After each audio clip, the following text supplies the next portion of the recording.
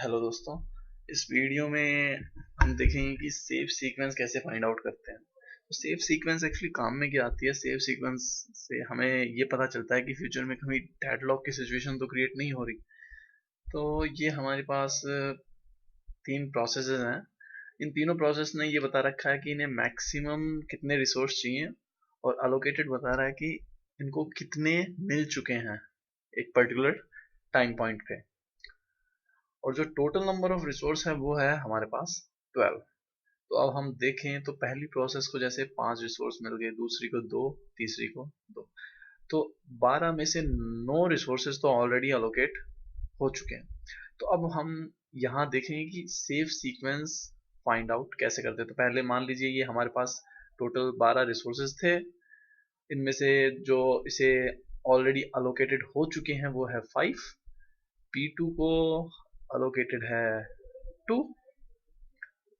और से टोटल 4 थे, इसको अलोकेटेड हो गए 2। और P3 को, तो ये है करंट सिनेरियो हमारा। जो फिलहाल सिचुएशन है वो ये है। हमारे पास जो बचे हुए हैं वो है 3 रिसोर्सेज। अब हमें ये देखना है हर प्रोसेस को कितने और रिसोर्सेज चाहिए हैं।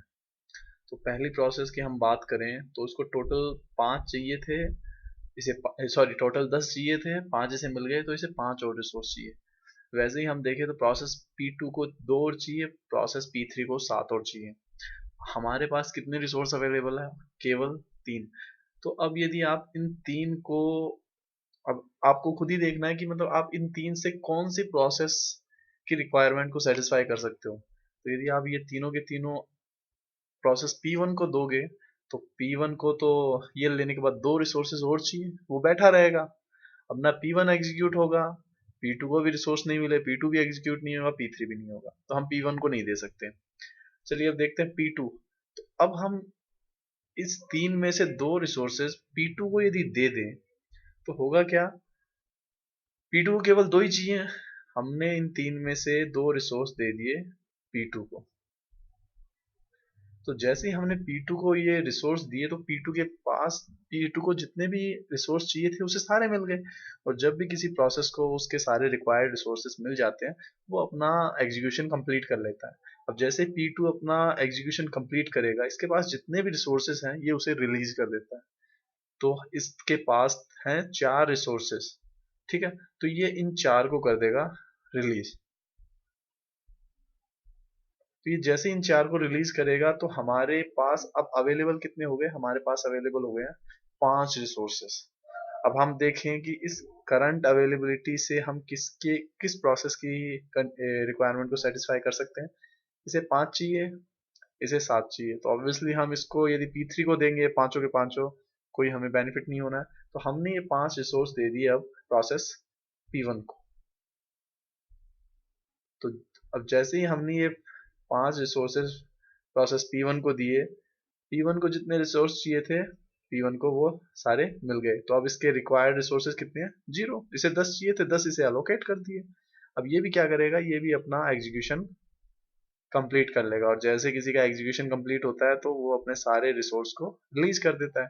तो हमारे पास अब आ गए हैं टोटल 10 रिसोर्सेज। अब P3 को चाहिए 7।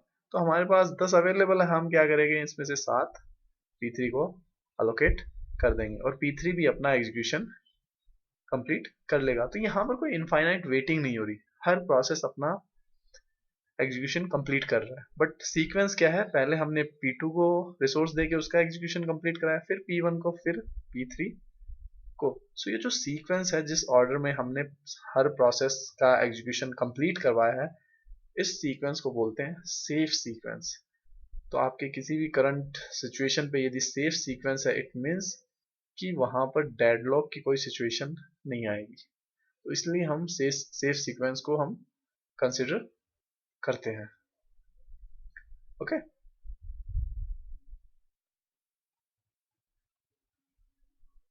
So this is safe sequence P2, P1, P3।